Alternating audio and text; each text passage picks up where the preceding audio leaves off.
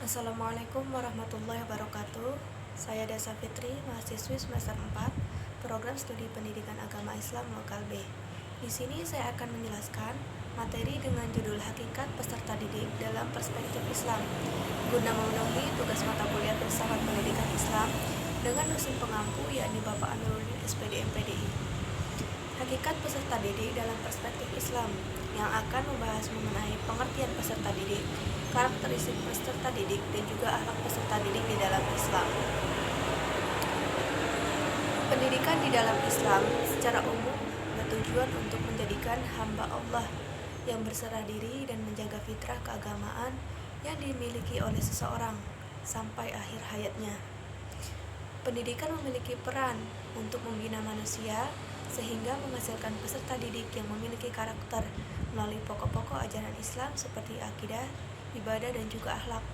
Pendidikan Islam memiliki rumusan yang jelas dalam bidang kualitas terdiri dari pendidik, metode, tujuan, dan lainnya. Peserta didik pada hakikatnya yakni seorang yang menuntut ilmu pengetahuan.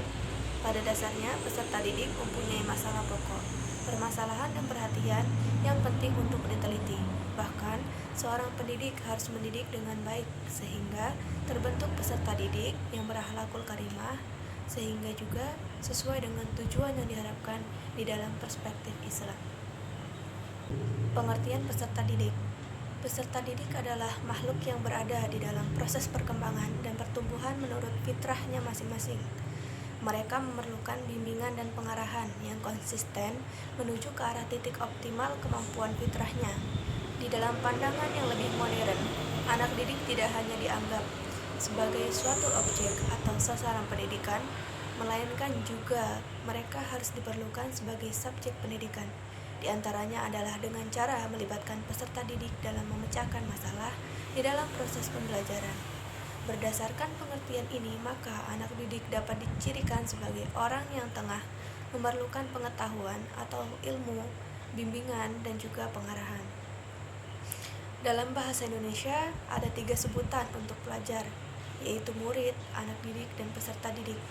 Menurut perspektif Undang-Undang Sistem Pendidikan Nasional Nomor 20 Tahun 2003 Pasal 1 Ayat 4, peserta didik diartikan sebagai anggota masyarakat yang berusaha mengembangkan dirinya melalui proses pendidikan pada jalur jenjang dan jenis pendidikan tertentu. Dalam pendidikan Islam, peserta didik adalah individu yang sedang berkembang baik secara fisik, psikologis, dan juga religius dalam mengarungi kehidupan di dunia dan di akhirat kelak. Dalam istilah tasawuf, peserta didik seringkali disebut dengan murid atau thalib. Secara etimologi, murid berarti orang yang menghendaki, sedangkan menurut arti terminologi, murid adalah pencari hakikat di bawah bimbingan dan arahan seorang pembimbing spiritual. Sedangkan thalib dalam bahasa berarti orang yang mencari, sedangkan menurut istilah tasawuf adalah penempuh jalan spiritual yang berusaha keras menempuh dirinya untuk mencapai derajat sufi. Penyebutan murid ini juga dipakai untuk menyebut peserta didik pada sekolah tingkat dasar dan menengah. Sementara untuk perguruan tinggi lazimnya disebut dengan mahasiswa atau thalib. Selanjutnya yaitu karakteristik peserta didik. Dalam proses belajar mengajar, seorang pendidik harus sedapat mungkin memahami hakikat peserta didik sebagai subjek dan objek pendidikan. Kesalahan dalam memahami hakikat peserta didik menjadikan kegagalan dalam proses pendidikan. Dengan demikian, di sini dijelaskan karakteristik peserta didik yaitu sebagai berikut.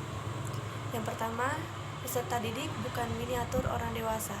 Ia mempunyai dunia sendiri sehingga metode pembelajaran mengajar tidak boleh disamakan oleh orang dewasa juga. Dan yang kedua yaitu peserta didik juga mempunyai kebutuhan dan menuntut untuk memenuhi kebutuhan itu semaksimal mungkin.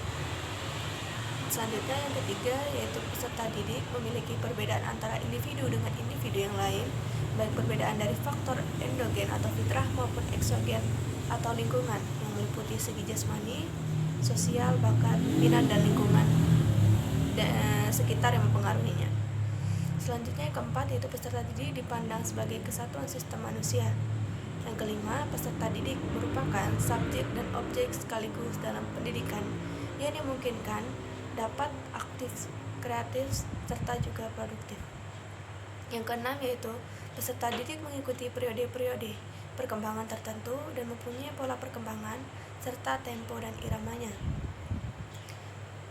Selanjutnya yaitu adab dan tugas peserta didik dalam Islam. Menurut Sa'id Hawa yang dikutip oleh Tafsir menjelaskan bahwa adab dan tugas murid yang dapat juga disebut dengan sifat-sifat murid itu ada beberapa. Yang pertama yaitu murid harus mendahulukan kesucian jiwa sebelum yang lainnya, artinya seorang murid itu harus suci dari akhlak yang jelek. Dan yang kedua yaitu murid harus mengurangi ketertarikannya dengan kesibukan duniawinya, karena dengan kesibukan akan melengahkannya dari menuntut ilmu. Dan yang ketiga yaitu tidak sombong terhadap orang yang berilmu, tidak bertindak sewenang-wenang terhadap guru, artinya seorang murid itu harus tawadhu terhadap guru yang berakhlak baik. Selanjutnya yaitu yang keempat, orang yang menekuni ilmu pada tahap awal harus menjaga diri dari mendengarkan perbedaan pendapat atau khalifah antar mazhab, karena hal itu akan membingungkan pikirannya. Dan yang kelima yaitu penuntut ilmu harus mendahulukan menekuni ilmu yang paling penting untuk dirinya. Yang keenam itu tidak menekuni ilmu sekaligus, melainkan berurutan dari yang paling penting. Dan yang ketujuh itu hendaklah mengetahui ciri-ciri ilmu yang paling mulia, itu diketahui dari hasil belajarnya dan kekuatan dalilnya. Sekian dari saya, kurang dan lebihnya mohon maaf. Wallahul muwaffiq ila aqwamit thoriq. Wassalamualaikum warahmatullahi wabarakatuh.